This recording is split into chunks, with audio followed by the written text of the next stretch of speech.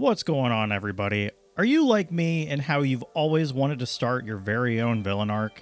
Have you ever wanted to just be Team Rocket and steal everybody's Pokemon? Seriously though, why isn't there an official Team Rocket game? Anyways, I have good news for you.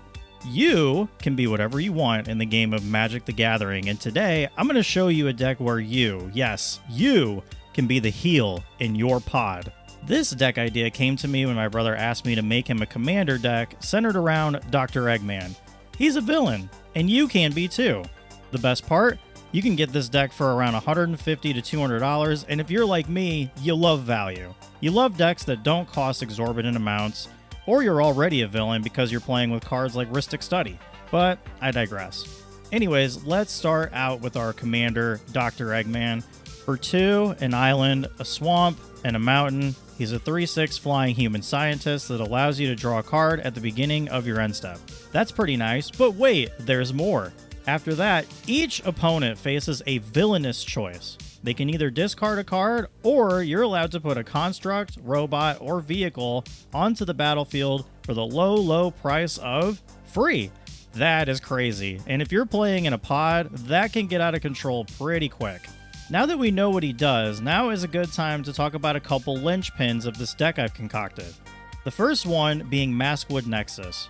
It's 4 mana for an artifact that turns all of our creatures on the battlefield, in the graveyard, or in our hand into every single creature type. What this allows us to do is to throw down some pretty terrifying creatures with Dr. Eggman here. We can throw Blightsteel Colossus, Darksteel Colossus, and Metalwork Colossus down for free. And if you remember the game, this is already turning into some real Shadow of the Colossus type-ish right here. You're going to have to act pretty quickly because this is at the end of the turn they're crashing the battlefield. Next turn, these bad boys, oh, they're swinging. Another linchpin is this fun enchantment card, Waste Not. If you know anything about villains, they use all their resources to their advantage. Waste not, want not, that sort of thing. For 1 in a swamp, if your opponents choose to discard cards instead of letting you play whatever you want, you get a 2/2 zombie if they discard a creature, 2 floating black mana if they discard a land, or you get to draw a card if it's anything else. This next and final linchpin, before we get to the win cons later on, is the Veilyard. This guy is the same cost as Dr. Eggman, but you'd want them both out at the same time. The reason is because this guy forces your opponents to make villainous choices, but twice. Think about that illusion of choice for a second, where your opponents have to discard 2 cards or let you drop a bunch of creatures during every one of your end steps. That's Kefka from Final Fantasy VI levels of villainy. Now we can get into the artifacts of this deck. Oh wait, most everything is an artifact, but we can go over the ones that are a little bit more simple, succinct. Arcane Signet, Soul Ring, Thought Vessel, and Felwar Stone. These are pretty self-explanatory mana rocks and they go in most commander decks. You know what allows us to untap all of those mana rocks and some of the lands that we'll get into later on? Unwinding Clock. Who doesn't want access to more mana on your opponent's turns? That's villainous. Villains also need getaway vehicles because they don't want to be caught by any of the heroes and put in jail and all that jazz. Enter Entropic Battlecruiser, where we turn the cards that opponents are discarding into life loss. Discarding makes them lose 3 life per card, and if we get this thing 8 or more charge counters, -3 life for discarding, and when we swing, -3 life for not discarding. Midnight Crusader Shuttle, 4 for a 3/4, and when it attacks that player, they face a villainous choice. They sacrifice a creature, or you get to commit thievery, grab their creature, and swing at them with it. Villains, they steal things, and speaking of stealing things here, we've got Tiny Bones Bauble Burglar, say that like 50 times fast, for 1 and a black mana. This little guy lets you steal discarded cards by exiling them, putting stash counters on them for later, and we can use any kind of mana to play the spells on our turn that have stash counters on them. How are we going to pay for all this, though? This sounds kind of expensive in Ice Doomsday. Well, it's not an artifact-themed deck without an Urza. This time, it's the Lord High Artificer. Not only does he make a construct on his way in, but we can tap into untapped resources to create blue mana. That is, our untapped artifacts. We can also shuffle our library and try to cheat big things out onto the battlefield. That's villainous. We can make a ton of artifacts for his ability. Thopter Spy Network, this helps us draw cards too. Weapons manufacturing, we can make munitions every time we play a non-token artifact. We can even sacrifice them for things like Metalwork Colossus that we mentioned earlier, and that's an easy 4 damage right there, just to get him back into your hand. That's good value. Better yet, what if we turned them into weapons by dropping Depth Shaker Titan? Now they're all 3/3 artifact creatures with melee, trample, and haste. He also helps the artifact creatures that are already on the field.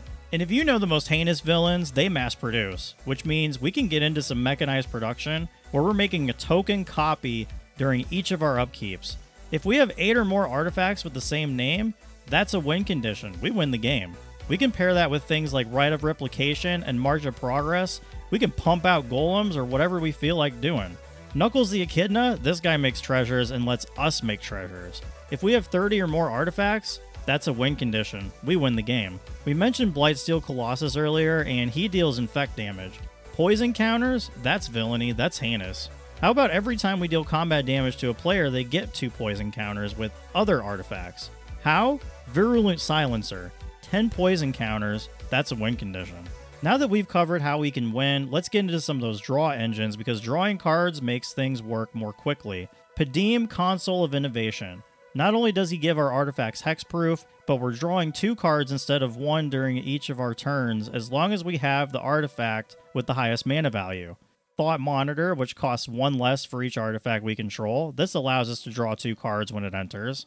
Earlier, we talked about Thopter Spy Network, where we make Thopters during our upkeep, but we have Thopter Fabricator, and when we draw cards, which we will, we can make a 1/1 Thopter every time we draw our second card during each of our turns. Now, sometimes as a villain, we have to face some adversity, and that's usually what starts the villainous arc, but if someone sends our Mechanical Army to the junk heap, we can bring him back. Coalstoke Gearhulk lets us bring something with 4 mana value or less back with a finality counter. Golbez Crystal Collector lets us surveil 1, and if we control 4+ artifacts, we're getting things out of our graveyard, and with 8+ artifacts under our control, we're making our opponents lose life. That's pretty dope. But seriously though, how dare you make me put my mechanized army in the graveyard? Anytime an artifact makes its way to the graveyard, we've got Scrap Trawler for only 3 mana. This lets us get something with lesser mana value from the graveyard, and we can put it in our hand. The Master, Gallifrey's End. When a non-token creature dies, we have the choice of exiling it. Then the opponent with the most life faces a villainous choice where they either lose 4 life or we get a token copy of that creature. But clearly you're not satisfied with the amount of villainy and you're still here, and I've got to give the people what they want. Countering your opponents is villainous. How about an offer you can't refuse? How about a straight up counterspell? Negate. Not your villainous cup of tea? How about we run some removal then? We can use Bedevil, Go for the Throat, Terminate, and maniacally tell them that this is how it ends. Still not good enough for you? How about some propaganda where we make them pay 2 for every attacking creature? Or we make them pay 5 life unless they discard a card for every spell they cast with Painful Quandary. How about some fun board wipes? Blasphemous Act, which pairs great with Barbed Servitor because you can deal 13 damage to an opponent while wiping out all their creatures. We can cast Delete to inflict damage on non-artifact creatures. We've also got Singularity Rupture, destroy their things and make them mill a bunch of cards. Hunted by the Family, their creatures become 1/1 humans, or we make copies of their things. We're literally stealing their things right in front of them. Great Intelligence's Plan, where we draw 3 cards and they discard 3. Otherwise, we get to play something for the low cost of free. This deck is so cunning, conniving, villainous, not to be confused with the abilities with the same name, especially heinous. Call the Special Victims unit. These are their stories. Dun dun. Then we have our artifact lands that provide the utility and the mana that we're going to need. This includes things like Darksteel Citadel, Great Furnace, other artifact lands. We've got Archway of Innovation. This lets us cast spells and use Improvise. Villains have to improvise sometimes. But, guys, that's the deck. So to briefly recap, 8 of the same artifact, that's a W. 30 or more artifacts at the beginning of our upkeep, that's a W. Infect damage for 10 poison counters, that's a W. We're giving our opponents the illusion of choice where every choice hurts them until we wave the W flag.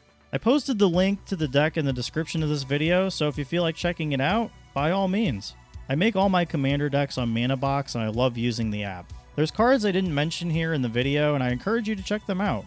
Maybe you'll order the deck for yourself if you like it. While you're down there, it would be awesome if you stomped the subscribe button, rang the bell, and gave the video a like. If you want to let me know your thoughts on the deck, or maybe some changes you would make, leave a comment. That's all for this video, and if it does well, I'll certainly make more of these. Anyways, take care of yourselves, take care of each other, and as always, have yourselves a nice doomsday.